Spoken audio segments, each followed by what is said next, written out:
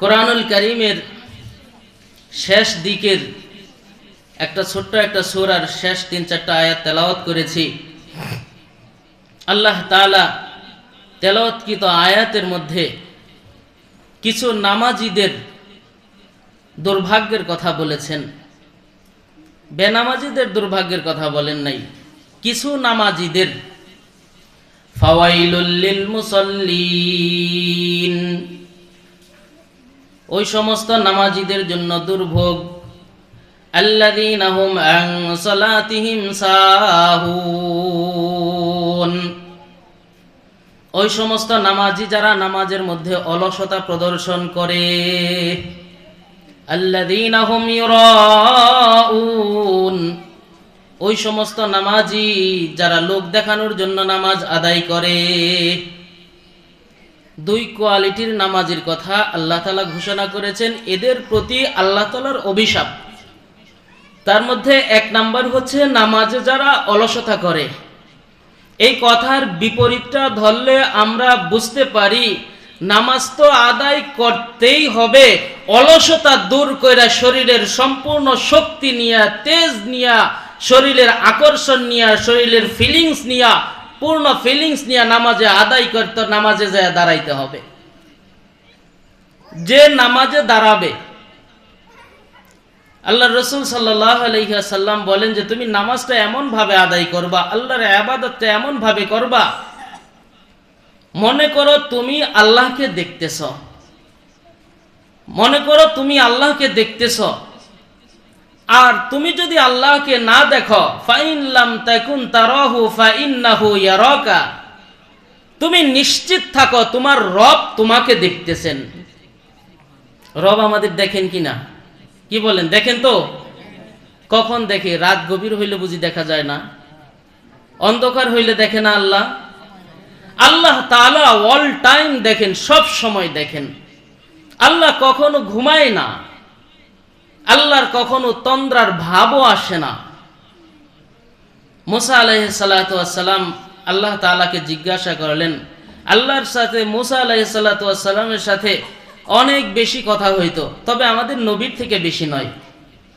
অনেক কথা হইতো, তবে আমাদের নবীর থেকে বেশি নয়। মুসা আলাইহিস সালাতু ওয়াস সালাম আল্লাহর সাথে কথা বলতে হইলে আগের থেকে আল্লাহ তাআলার সাথে তার কিছু চুক্তি পূরণ করতে হইতো, কিছু দরখাস্ত মঞ্জুর করাইতে হইতো। তারপর আল্লাহ তাআলা কথা বলতেন। কতটুকু সময় কথা বলতেন? যে সামান্য সময় আল্লাহর মনে চাইলে আল্লাহ তাআলা কাটআপ করে দিতেন, কথা বন্ধ।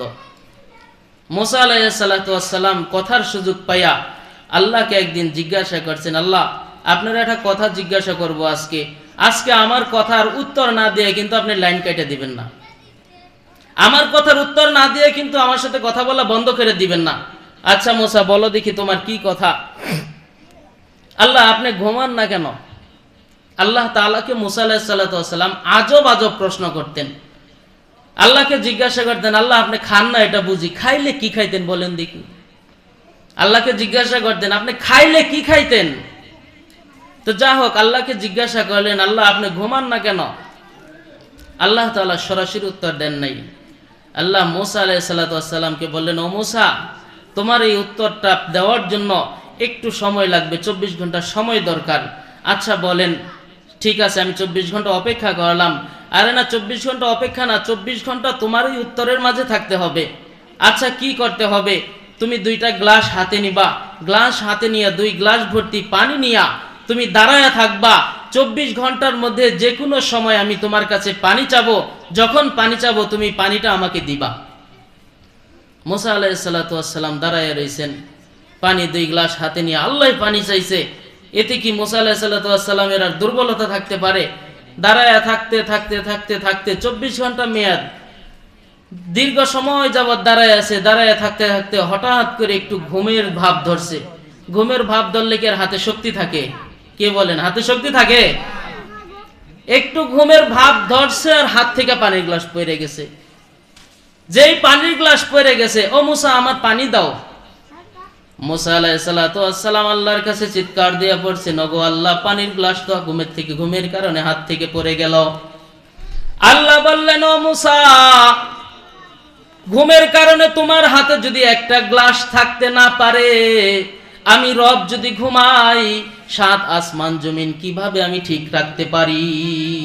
সুবহানাল্লাহ।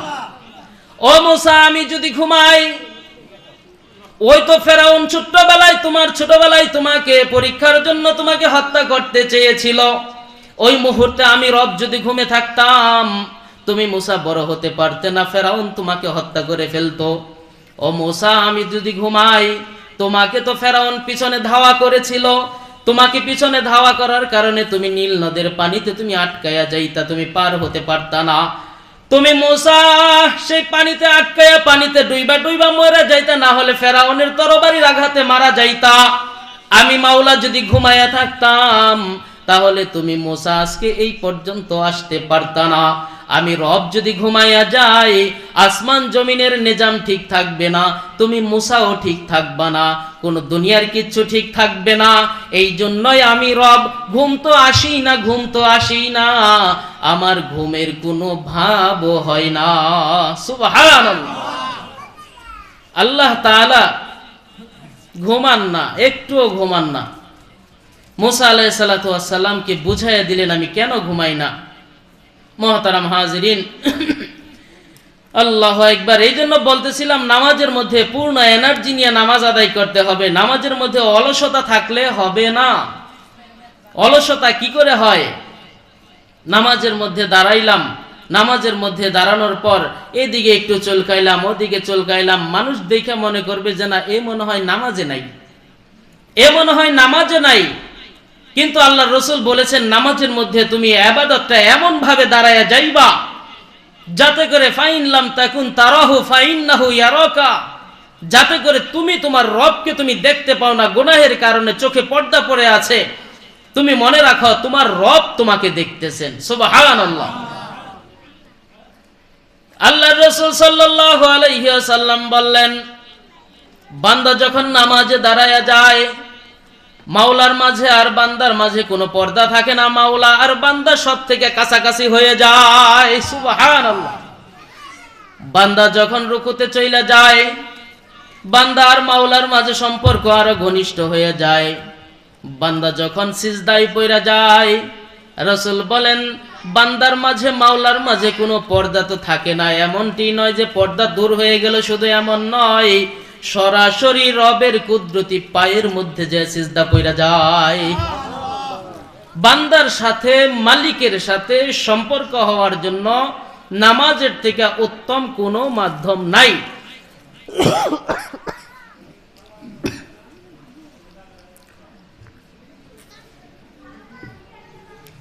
বান্দার মাঝে আর মাওলার মাঝে, বান্দার মাঝে আর আল্লাহর মাঝে সম্পর্ক হওয়ার জন্য সবথেকে উত্তম মাধ্যম হলো নামাজ। নামাজ ছাড়া কোনো গতি নাই। মুহতারাম হাজিরিন, যার মাঝে নামাজ নাই তার কোনো ইবাদত আল্লাহর দরবারে কবুলিয়ত পাবে না, হতে পারে না। আল্লাহর রাসূল সাল্লাল্লাহু আলাইহি ওয়াসাল্লাম বলেন, যার নামাজ নাই সে তার কোনো ভালো কাজের প্রতিদান পাবে না। বেনামাজির জন্য আল্লাহ তাআলা 14 প্রকারের শাস্তি নির্ধারিত করে রাখছেন। 14 প্রকারের শাস্তি নির্ধারিত করে রাখছেন। তার মাঝে মৃত্যুর পরে যে একটা, মৃত্যুর সময় যে 3টা শাস্তি হবে, তার মধ্যে একটা হচ্ছে সে বেইজ্জতির সাথে মৃত্যুবরণ করবে, বেইজ্জতির সাথে মৃত্যুবরণ করবে। আর সবার শেষ শাস্তি যেটা, 14 নম্বর শাস্তি যেটা, এটা হলো সে জাহান্নামে প্রবেশ করবে। আর প্রথম শাস্তি যেটা, এটা হলো তার ইনকামের বরকত নষ্ট হয়ে যাবে, ইনকামের মধ্যে বরকত পাবে না, ইনকামের মধ্যে বরকত পাবে না। নামাজ কি আজব জিনিস! সাহাবায়ে কেরাম বিপদে পড়ছেন, ইয়া রাসূলুল্লাহ এই সমস্যায় পড়ে গেছি। আল্লাহর রাসূল বলেছেন নামাজে দাঁড়িয়ে যাও। সুবহানাল্লাহ। ওগো আল্লাহর রাসূল, আমি ঋণে পড়ে গেছি, ঋণ মুক্তির দরকার। আল্লাহর রাসূল বললেন তুমি নামাজে দাঁড়ায়া যাও। ইয়া রাসূলুল্লাহ, বাড়িতে মেহমান আসছে, খাদ্য নাই। রাসূল বললেন নামাজে দাঁড়ায়া যাও। আমার এই প্রয়োজন কিভাবে পূরণ হতে পারবে? নামাজে দাঁড়ায়া যাও। নামাজের মাধ্যমে আল্লাহ তাআলার বান্দার সমস্ত হাজত পূরণ করে দেন। সুবহানাল্লাহ। আমরা তো সেই নামাজই সব থেকে গাফেল, আমরা সেই নামাজের সব থেকে গাফেল। আল্লাহ তাআলা সূরাতুল মুমিনুনের মধ্যে মুমিন হওয়ার জন্য 7টা কোয়ালিটি বর্ণনা করেছেন। এই 7টা কোয়ালিটি যদি হও তুমি সফলকাম মুমিন হইতে পারবা। قد أفلح المؤمنون الذين هم في صلاتهم خاشعون। সফল কাম মুমিন যদি হইতে চাও সবার প্রথম কাজ হলো নামাজের মধ্যে তোমাকে আল্লাহ তাআলার ভয় নিয়ে নামাজে দাঁড়াতে হবে। সফল কাম মুমিনের সবার প্রথম গুণ থাকতে হবে তোমাকে আল্লাহর ভয় নিয়ে নামাজে দাঁড়াইতে হবে। যদি আল্লাহর ভয় নামাজের মধ্যে না থাকে তাহলে আল্লাহ তাআলা তার ক্ষেত্রে স্পষ্ট ঘোষণা দিয়েছেন, ফাওয়াইলুল লিল মুসাল্লিন। নামাজের মধ্যে আমার যদি ভয় না থাকে তোর এমন নামাজ আমার দরকার নাই। নামাজের মধ্যে ভয় থাকতে হবে কার? একটু আওয়াজে বলি না ভাই, কার? আল্লাহু আকবার। কিছু নামাজ আছে লোক দেখানো নামাজ। লোক দেখানো নামাজ কেমন হয়? সম্মানিত সুধী, সামনে আসতেছে লোক দেখানো নামাজের কিছু একটা সময় এক এলাকায় গেছে নির্বাচনী প্রচারণার জন্য, এই তাড়াতাড়ি নামাজটা দাও, আসরের ওয়াক্ত এসে গেছে, নামাজটা পড়তে হবে। আচ্ছা, তাড়াতাড়ি করে ব্যস্ততার সময় নামাজ আদায় করে নিল। তারপরে আবার আরেক এলাকায় গেছে, তখন দেখে কেবল আসরের আজান দিতেছে, এই তাড়াতাড়ি মসজিদে চলো, মসজিদে যে আসরের নামাজ পড়তে হবে। হ্যাঁ, মসজিদে যে আবার নামাজ পড়লো।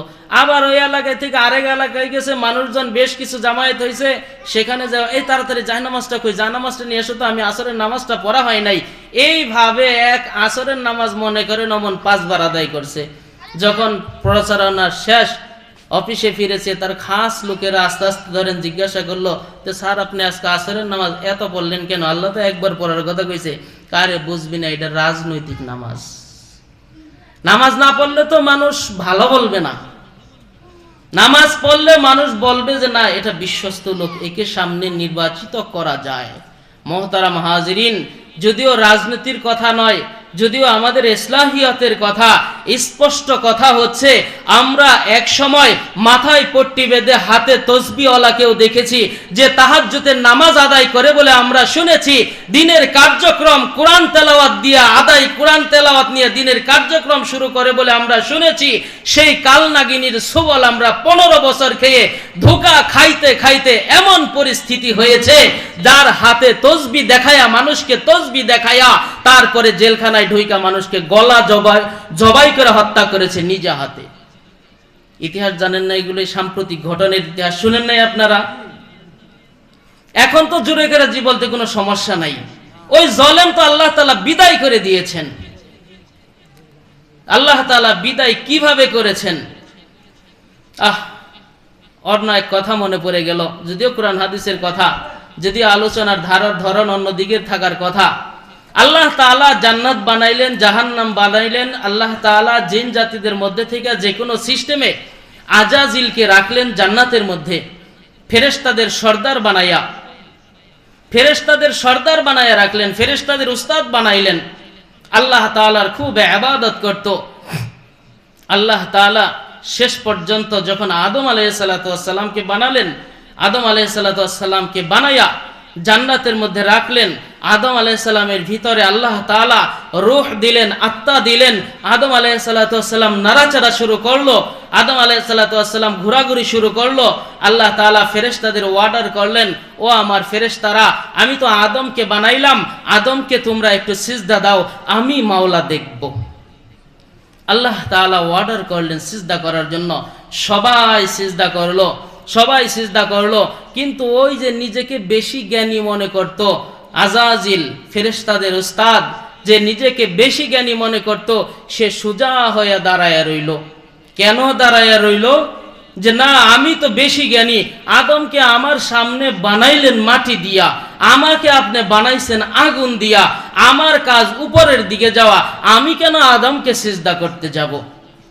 আল্লাহ তাআলার সামনে বিশাল একটা নোটিশ দাঁড় করাইলো, যুক্তি দাঁড় করাইলো।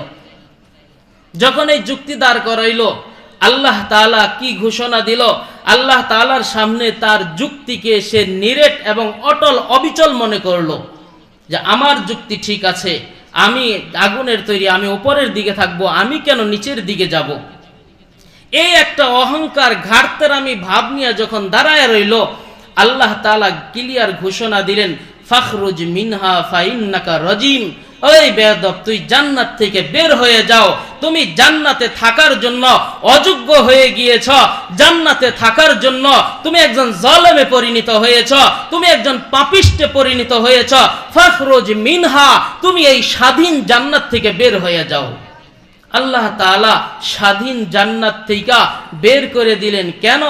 আমি সবার বড়, আমার থেকে বড় কেউ নাই, আমার থেকে বড় বুদ্ধিমানের কেউ নাই।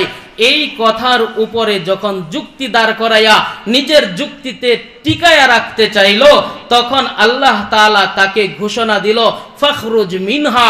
কোনো যুক্তি চলবে না। তোমাকে দীর্ঘদিন জান্নাতে থাকার আবাস দিয়েছি, দীর্ঘদিন তোমাকে জান্নাতে রেখেছি, এখন তোমার জান্নাতে থাকার আর কোনো জায়গা হবে না।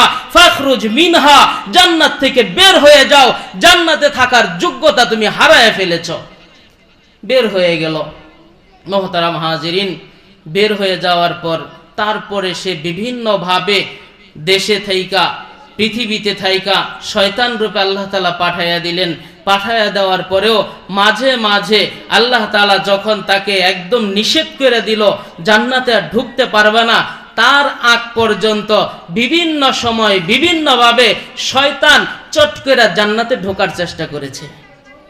শয়তান বারবার চট করে ঢোকার চেষ্টা করেছে। আল্লাহ তাআলা যখন সিলগালা করে দিয়েছে, না আর পারবা না, তারপরে সে ব্যর্থ।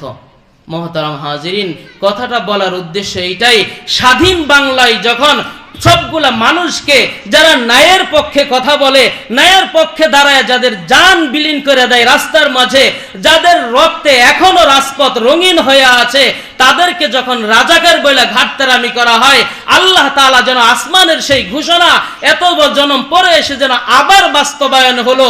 আল্লাহ তাআলার এই ঘোষণা যেন আবার আমরা বাস্তব চোখে দেখলাম। ফাখরুজ মিনহা, এত বড় জালেম, স্বাধীন বাংলায় থাকার তোমার অধিকার নাই। ফাখরুজ মিনহা, তুমি এখান থেকে বের হয়ে যাও। ফাখরুজ মিনহা ফাইন্নাকা রাজিম, তুমি এখান থেকে বের হয়ে যাও, তুমি পাপিষ্ট হয়ে গেছো, তুমি রাজাকার বইলা ঘাড়তারামি বইলা ঘাড় যখন উঁচা কইরা রাখছো, তখন তুমি স্বাধীন বাংলায় স্বাধীনভাবে থাকার যোগ্যতা হারিয়ে ফেলেছ। আল্লাহ তাআলা যেমন শয়তানকে জান্নাত থেকে বের করে দিয়েছে, আল্লাহ তাআলা 15 বছরের বাংলার স্বাধীনতার শ্রেষ্ঠ জালেমকেও সেই 5 আগস্টের মধ্যে আল্লাহ তাআলা বাংলার জমিনের শ্রেষ্ঠ জালেমকেও ছাত্র আন্দোলনের মাধ্যমে পিছনের দরজা দিয়ে পালাইয়া দাদার গোডাউনে যায় জমা হওয়ার জন্য পাঠাইয়া দিয়েছেন। মুহতারাম হাজিরিন, যদিও কথাগুলা আমার আয়াতের প্রাসঙ্গিক নয়, কিন্তু আলোচনা সাপেক্ষে আসলো। এই 15 বছরে আমাদের মুরব্বীদেরকে, আমাদের মাথার তাজদেরকে তারা যেভাবে কষ্ট দিয়েছে, আল্লামা মামুনুল হক, মুফতি আমির হামজা, এই সহ আলেমদের যে কষ্ট দিয়েছে, সেই কষ্টের ব্যথা যখন আমাদের মনে হয়, আমাদের আকাবিরদেরকে তারা এই হাত করা পরিয়ে বিনা কারণে জেল হাজতে তারা নিয়েছে, যখন আমরা ইতিহাস শুনি তাদেরকে আয়না ঘরের মধ্যে কষ্ট দিয়েছে, যখন জুনায়েদ বাবুনাগরীর কথা মনে হয়, একটা সুস্থ মানুষ হেঁটে হেঁটে তাকে কারাগারে নেওয়া হলো, তার কিছুদিন পর তার এমন পরিস্থিতি করা হলো সে হুইল চেয়ার ছাড়া আর চলতে পারে নাই। মুহতারাম হাজিরিন, আমাদের মুরব্বিয়ানে কেরামদের এই সমস্ত কথা যখন আমাদের কলিজার মধ্যে বেজে ওঠে, তখন মনে হয় আমার এই ছোট্ট জান প্রাণ দিয়ে কি বলবো, কি করব, আমার এই ছোট্ট জানের দাম নাই। যেই রাষ্ট্রের মধ্যে মামুনুল হকের মতো মানুষ, আমির হামজার মতো মানুষ অপরাধীর কাঠগড়ায় দাঁড়ায় থাকতে হয়, আর আমি মুসলমান এখানে বৈশা বৈশা আঙ্গুল চুষি, এমন জীবনের কোনো আর দরকার নাই। এই জন্য সেদিন থেকে প্রতিজ্ঞা, হাতে হাত করা পরে পড়ুক, বুকে বুলেট লাগে লাগুক, জানটা বিলিয়ে দিতে হবে। তারপরেও বলতে হবে বিগত 15 বছর স্বৈরাচারের বছর, বিগত 15 বছর জালেমের বছর, বিগত 15 বছর হাজ্জাজ বিন ইউসুফের বছর, বিগত 15 বছর আব্রাহাম লিঙ্কনের বছর, বিগত 15 বছর বাদশা ফেরাউনের বছর, বিগত 15 বছর নমরুদের বছর, হামানের বছর, কারুনের বছর, যেই সময়ের মধ্যে ইসলাম কোনো শান্তি পায় নাই। মুহতারাম হাজিরিন, বলতেছিলাম নামাজ নিয়া, নামাজিদের কি পরিস্থিতি। আল্লাহ তাআলা লোক দেখানো নামাজকে পছন্দ করেন না। আল্লাহ তাআলা লোক দেখানো নামাজিকে পছন্দ করেন না। আল্লাহ তাআলা হাসরের মাঠে যখন বিচার কায়েম করবেন, বিচারের মজলিস কায়েম করবেন, আল্লাহর পাশে তিনজন নবীকে কেন রাখবেন, কাকে রাখবেন? এক নম্বরে হযরত ইউসুফ আলাইহিস সালাতু ওয়াস সালামকে কাছে রাখবেন। দুই নম্বরে আল্লাহ তাআলা আইয়ুব আলাইহিস সালাতু ওয়াস সালামকে পাশে বসায় রাখবেন। তিন নম্বরে আল্লাহ তাআলা বাদশাহ সুলাইমান, হযরত সুলাইমান আলাইহিস সালাতু ওয়াস সালামকে কাছে বসায় রাখবেন। কেন বসায় রাখবেন? বান্দাকে যখন জিজ্ঞাসা করা হবে, দুনিয়াতে থাকা অবস্থায় তোমাকে আমি নামাজের অর্ডার করেছিলাম, নামাজ আদায় করেছ? তুমি, আপনি, আমরা অভিযোগ করব, আল্লাহ গোলামের জিন্দেগি ছিল, আরেকজনের বাড়িতে কাজ করতে হয়েছে, নামাজের সুযোগ পাই নাই। আল্লাহ তাআলা তখন ইউসুফ আলাইহিস সালাতু ওয়াস সালামকে দেখাবেন, এই যে দেখো একজন ইউসুফ, আমার পয়গম্বর, যার মাত্র 7 বছর বয়সে থেকে সে আরেকজনের গোলামি করে আসছে। মাত্র 7 বছর বয়স থেকে সে গোলামি করেছে। নিজের বাপ ভাই, নিজের বাপ মহব্বত করলেও অন্য ভাইয়েরা হিংসা করে তাকে আরেক দেশে পাঠিয়ে দিয়েছে বিভিন্ন সিস্টেমে। তারপরে ওই ইউসুফ আমাকে ভুলে নাই। আজকে তুমি আরেকজনের গোলাম ছিলা, নামাজ আদায় করতে পারো না, এই অজুহাত দিবা, এই অজুহাত আমার দরবারে গ্রহণ হবে না। আল্লাহর দরবারে এই ভাওতাবাজি অজুহাত গ্রহণ হবে না, যে আমি কাজের ব্যস্ততায় পারি নাই, এই ব্যস্ততায় পারি নাই, ওই ব্যস্ততায় পারি নাই। না না না, এটা আল্লাহর দরবারে কখনোই গ্রহণ হবে না। আরেক দলকে ডাকা হবে, কেন তুমি আমার ইবাদত করো নাই কেন? তখন সে বলবে, আল্লাহ আমাকে তো ভীষণ অসুস্থতা দিয়েছিলেন, এই যে ব্যথা, ওই ব্যথা, এই অসুস্থ, ওই অসুস্থ, অসুস্থতার কারণে আমি নামাজ আদায় করতে পারি নাই। আল্লাহ তাআলা তখন আইয়ুব আলাইহিস সালাতু ওয়াস সালামকে দেখাবেন। আইয়ুব আলাইহিস সালাতু ওয়াস সালাম কেমন অসুস্থ ছিলেন আপনারা জানেন তো? আল্লাহ তাআলা এই পর্যন্ত যত অসুস্থতা দিয়েছেন, আমার জানা মতে, আমার ধারণা অনুযায়ী সবথেকে বেশি অসুস্থতা আল্লাহ দিয়েছেন আইয়ুব আলাইহিস সালাতু ওয়াস সালামকে। আইয়ুব আলাইহিস সালাতু ওয়াস সালামকে আল্লাহ তাআলা এত অসুস্থতা দিয়েছেন। তার অসুস্থতার কারণে, অসুস্থতা দেওয়ার আগে আল্লাহ তাআলা তাকে পরীক্ষা নিয়েছেন। কিভাবে? তার অনেকগুলা সন্তান ছিল, হঠাৎ করে খবর আসলো আপনার সন্তানগুলা সব দুনিয়া থেকে বিদায় হয়ে গেছে। আইয়ুব আলাইহিস সালাতু ওয়াস সালাম ধৈর্য ধরলেন, আলহামদুলিল্লাহ, আল্লাহ যে মীমাংসা করেছেন তার উপরে আমি রাজি আছি, সুবহানাল্লাহ। আইয়ুব আলাইহিস সালাতু ওয়াস সালামের কাছে সংবাদ যাওয়া হলো, আপনার যত সম্পদ ছিল সব সম্পদ আরেকজনে দখল করে নিয়েছে, আপনার বলতে আর কিছু নাই। আইয়ুব আলাইহিস সালাতু ওয়াস সালাম আল্লাহর শুকরিয়া আদায় করলেন, আলহামদুলিল্লাহ, সেগুলা আল্লাহ তাআলা যা সিদ্ধান্ত নিয়েছেন তাই হয়েছে, এতে আমার কোনো সমস্যা নাই, সুবহানাল্লাহ। আইয়ুব আলাইহিস সালাতু ওয়াস সালামের একাধিক স্ত্রী ছিল। আল্লাহ তাআলা আইয়ুব আলাইহিস সালাতু ওয়াস সালামকে যখন অসুস্থতা দেওয়া শুরু করলেন, একে একে স্ত্রীরা সব কাজ থেকে চলে গেল, একমাত্র একজন স্ত্রী বাদ দিয়া। তার নাম জানেন? তার নাম জানেন কেউ? রহিমা। রহিমা, তার আরেক নাম হচ্ছে রহমত। তার নাম কি? রহমত। রহমত, আল্লাহু আকবার। রহমত হচ্ছে ইউসুফ আলাইহিস সালাতু ওয়াস সালামের মেয়ের নাম। ইউসুফ আলাইহিস সালাতু ওয়াস সালামের মেয়ের জামাই হচ্ছেন ইয়াকুব আলাইহিস সালাতু ওয়াস আইয়ুব আলাইহিস সালাতু ওয়াস সালাম। আইয়ুব আলাইহিস সালাতু ওয়াস সালাম ইউসুফ আলাইহিস সালাতু ওয়াস সালামের মেয়ের জামাই। বাবাই নবী, তার বাবাই নবী, দাদাই নবী। এই নবী পরিবারের কন্যা রহমত, যাকে ইতিহাসে রহিমা বলে উল্লেখ করা হয়েছে, এই রহমত আইয়ুব আলাইহিস সালাতু ওয়াস সালাম থেকে দূরে সরে যান নাই। আইয়ুব আলাইহিস সালাতু ওয়াস সালামের অসুস্থতা, হালকা একটু পচন শুরু হয়। শুধু পচন নয়, পচনের সাথে ভীষণ দুর্গন্ধ শুরু হয়।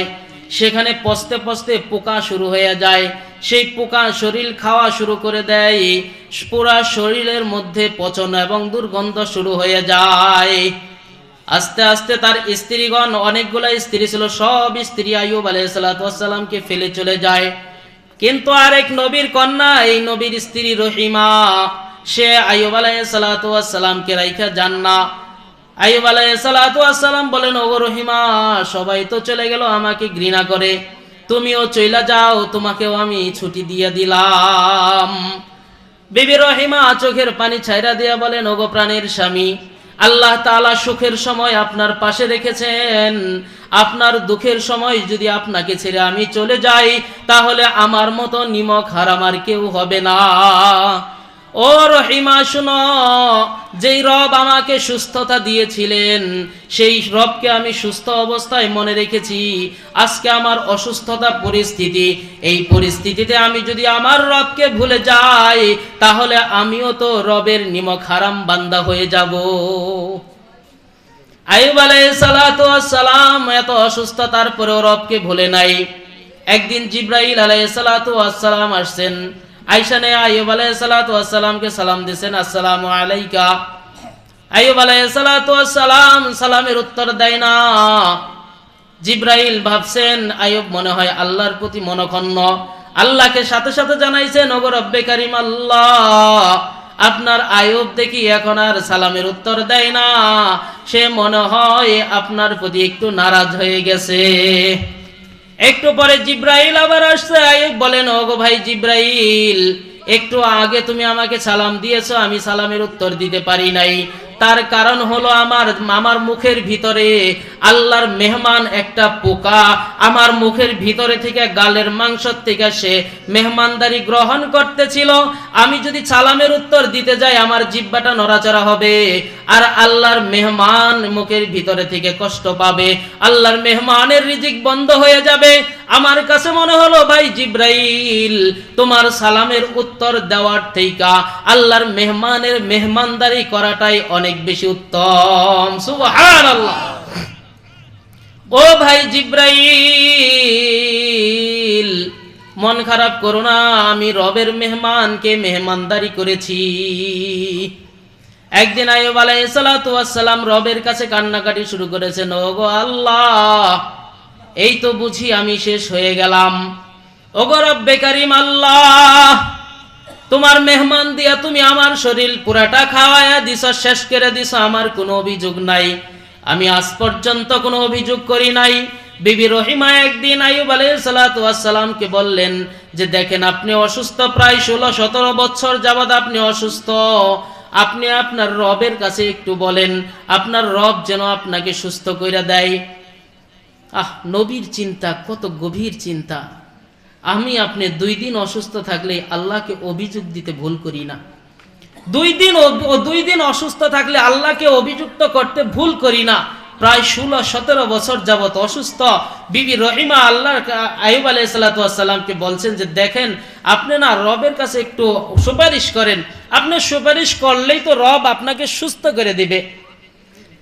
আইয়ুব আলাইহিস সালাতু ওয়াস সালাম চোখের পানি ছাইরা দিয়া স্ত্রীকে বলতেছেন, ওগো প্রাণ প্রিয় স্ত্রী, শোনো, যেই রব আমাকে প্রায় 70 বছরের মতো সুস্থতার নিয়ামত দান করেছে, সেই রব অসুস্থতা দিয়েছেন মাত্র 17 বছর। আমার অসুস্থতা যতক্ষণ পর্যন্ত 70 বছরে যে না পৌঁছবে, ততক্ষণ পর্যন্ত আমি নিমক হারাম রবের কাছে সুপারিশ করতে পারি না। সুবহানাল্লাহ। যেই রব আমাকে সুস্থতা দিল 70 বছর, তারপরে যে আমি অসুস্থ রইলাম মাত্র 17 বছর, 70 হইতে তো আরো কত দেরি, প্রায় 53 বছর, আরো পুরা 70 বছর যদি আমি অসুস্থ থাকি, তখন আমার সুস্থতা অসুস্থতা দুইটা একত্র সমান সমান হবে। তখন আমি রবের কাছে বলতে পারবো, রব এবার আমাকে একটু সুস্থতার নিয়ামত দান করেন। এছাড়া আমার রবের কাছে চাওয়ার মতো দুঃসাহস আমার আর নাই। নবীদের নবীওয়ালা চিন্তা, নবীদের নবীওয়ালা কত স্ট্যান্ডার্ড উন্নত মানের চিন্তা। আমার আপনার চিন্তা কি? 2 দিন একটু ব্যথা হলেই আল্লাহ বুঝে আমারে ভুলাই গেল, একটু অসুস্থ হলেই আল্লাহ বুঝে আমারে ভুলাই গেল। বান্দা আল্লাহকে ভুলে না, অসুস্থতা দিয়া দিয়া বান্দা, অসুস্থতা দিয়া দিয়া আল্লাহ বান্দাকে কাছে ডাকতে চায়। সুস্থ অবস্থায় তুমি আল্লাহকে যতটুকু ডাকি, অসুস্থ হলে আল্লাহকে তার থেকে বেশি ডাকি। ইব্রাহিম আলাইহিস সালাতু ওয়াস সালামকে জিজ্ঞাসা করা হয়েছে, ও নবী ইব্রাহিম, আপনার জীবনের সবথেকে উত্তম সময়গুলা কোনটা, কোন সময় আপনার জীবনের সবথেকে গোল্ডেন টাইম ছিল একটু জানান। ইব্রাহিম আলাইহিস সালাতু ওয়াস সালাম বলেন, যেই 40 দিন নমরুদ আমাকে আগুনের মধ্যে ঢুকাইয়া রাখছিল, সেই 40 দিন আমার জীবনের শ্রেষ্ঠ সময় ছিল। সুবহানাল্লাহ। প্রশ্নকারী তো আজব হয়ে গেছে। হায় আজব ব্যাপার, এটা কি করে হয়, এটা কি করে হয়? আগুনে থাকলে নাকি মানুষ সুস্থ থাকে, আনন্দে থাকে? ইব্রাহিম আলাইহিস সালাতু ওয়াস সালাম বলেন, ও ভাই শোনো, আমি যখন সুস্থ অবস্থায় আগুনের বাহিরে, তখন রবের সাথে কথা বলার জন্য রবকে আমার ডাকতে হয়। রব একটু কথা বলতে চাই, ওগো আল্লাহ একটু কথা বলতে চাই, রবকে ডাকতে হয়। আর যেই কয়দিন আমি আগুনের ভিতরে ছিলাম, আমি একবারও রবকে ডাকি নাই। স্বয়ং রব আমাকে ডাইকা ডাইকা বলছেন, ও ইব্রাহিম, তোমার কোনো কষ্ট হয় নাকি? সুবহানাল্লাহ। এই জন্য ভাই, বিপদের সময়গুলো আল্লাহ তাআলার অনেক বড় নিয়ামত, যা আমি গুনাহগার যার কারণে বুঝি না। আমি গুনাহগার যার কারণে এই ওয়েটটা বহন করতে পারি না। সুস্থতার থেকে অসুস্থতার নিয়ামত আল্লাহর কাছে বরকতপূর্ণ বেশি। আচ্ছা, যা হোক, আল্লাহ তাআলা হাসরের মাঠে বিচারের সময় আইয়ুব আলাইহিস সালাতু ওয়াস সালামকে পাশে বসায় রাখবেন। যখন তুমি অসুস্থতার উজর দেখাবো, আল্লাহ তাআলা আইয়ুব আলাইহিস সালাতু ওয়াস সালামকে দেখাবেন। আইয়ুব আলাইহিস সালাতু ওয়াস সালামকে দেখায়া বলবেন, আমি এই আইয়ুবের থেকে তোমাকে বেশি অসুস্থতা দেই নাই। আইয়ুব আলাইহিস সালাতু ওয়াস সালামের থেকে বেশি অসুস্থ আমরা কি হইছি কখনো? কি বলেন, আপনারা কেউ হইছেন? হয়তো নাই, দেখিও নাই, শুনিও নাই, দেখিও নাই, শুনিও নাই। আইয়ুব আলাইহিস সালাতু ওয়াস সালাম একদিন কান্না করতেছেন, ওগো আল্লাহ, এই বুঝি আমি ধ্বংস হয়ে গেলাম? কেন, কি সমস্যা, কেন ধ্বংস? ওগো আল্লাহ, আমার পুরা শরীর খাইলো, তারপরেও আপনার জিকির করতে আমার কোনো সমস্যা হয় নাই। পুরা শরীর খাওয়া শেষ, এখন শুধু আমার জিহ্বাটা বাকি আছে। এই জিহ্বার মধ্যে যদি পোকা লেগে যায়, আমি আইয়ুব কি কইরা আপনার জিকির করব? আমি আইয়ুবের জিহ্বাটা যদি আপনি নষ্ট করে দেন, আপনার মেহমান যদি আমার জিহ্বাটা খেয়ে নেয়, আমি আইয়ুব আপনার জিকির ছাড়া 1 মিনিটও বেঁচে থাকতে পারবো না।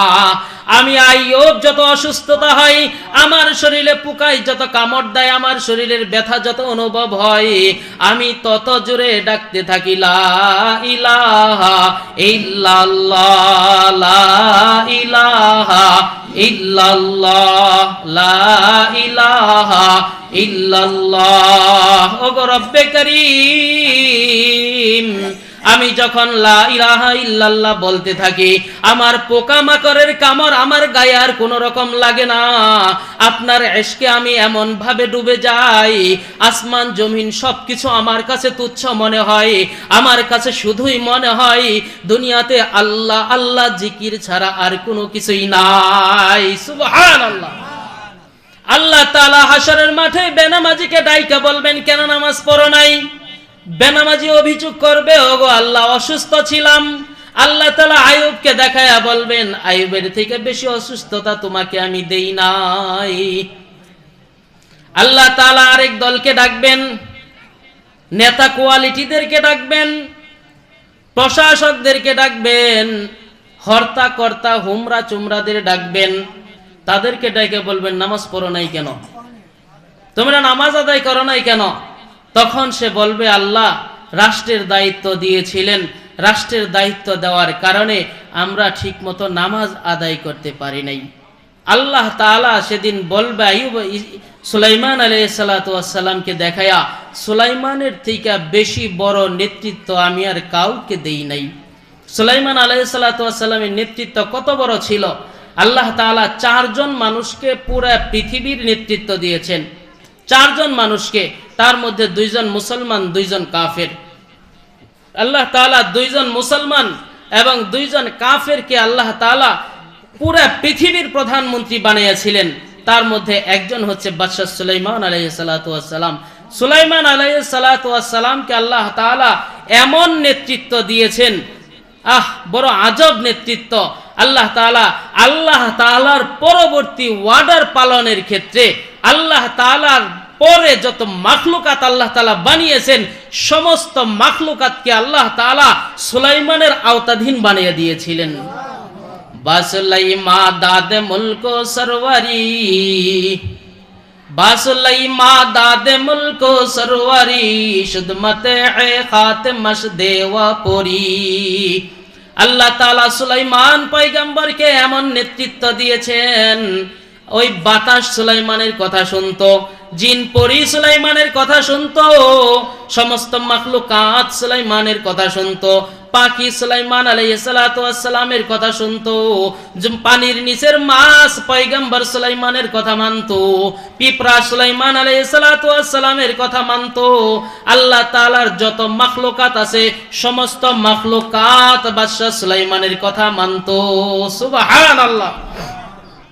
আল্লাহ তাআলা এত বড় নেতৃত্ব দিয়েছেন, এত বড় নেতৃত্ব পাওয়ার পরে সুলাইমান নবী আল্লাহকে ভুলে গেছেন না আল্লাহকে আরো বেশি করে ধরছেন? আল্লাহকে ভুলে গেছেন না ধরছেন?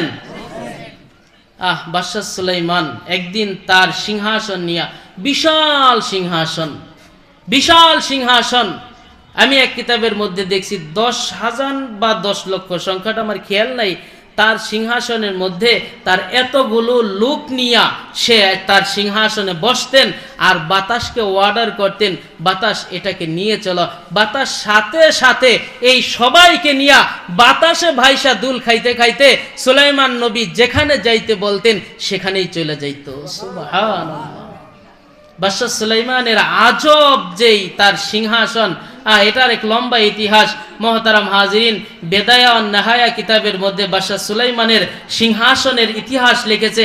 বড় আজীব একটা সিংহাসন, আজীব একটা বিষয় সিংহাসন। তার সিংহাসন যেটা ছিল, সিংহাসনের মধ্যে যে একটা তার চেয়ার ছিল, যে চেয়ারে বসতো, চেয়ারের নিচে যার এমন একটা চৌকি ছিল, এই চৌকি এবং চেয়ারটা পুরাটা ছিল স্বর্ণের। সুবহানাল্লাহ। এই সিংহাসনের 4 কোণায় 4টা খেজুর গাছ ছিল, 4 কোণায় 4টা খেজুর গাছ ছিল মতি দ্বারা তৈরি। বড় আজব ব্যাপার। এই 4টা খেজুর গাছের মধ্যে 4টা ঈগল পাখি বসা থাকতো, এই ঈগল পাখিগুলাও স্বর্ণের তৈরি। বাদশা সুলাইমান যে তার সিংহাসনে উঠবেন, ওই নিচে যে সিঁড়ি আছে, ওই সিঁড়ির ওই জায়গায় আল্লাহ সুলাইমান আলাইহিস সালাতু ওয়াস সালাম 2টা বাঘ এমন ভাবে বসায় রাখছেন, 2টা বাঘই ছিল স্বর্ণের। সেই 2টা বাঘের পরিস্থিতি এমন ছিল, যদিও স্বর্ণের, বাদশা সুলাইমান যখন এখানে এসে উপস্থিত হইতো, প্রথম সিঁড়িতে পা রাখবেন আর এমন মুহূর্তে ওই বাঘগুলা লেজ নাইরা নাইরা, স্বর্ণের বাঘ লেজ নাড়াচাড়া কইরা কইরা বাদশা সুলাইমানকে সম্বর্ধনা জানাইতো। সুবহানাল্লাহ। বাদশা সুলাইমান যখন প্রথম সিঁড়িতে পা রাখতেন, সমস্ত আসন সহ, তার পুরো আসন সহ একটা ঘোরানি দিত। সুবহানাল্লাহ। আরে বাদশা কাকে বলে?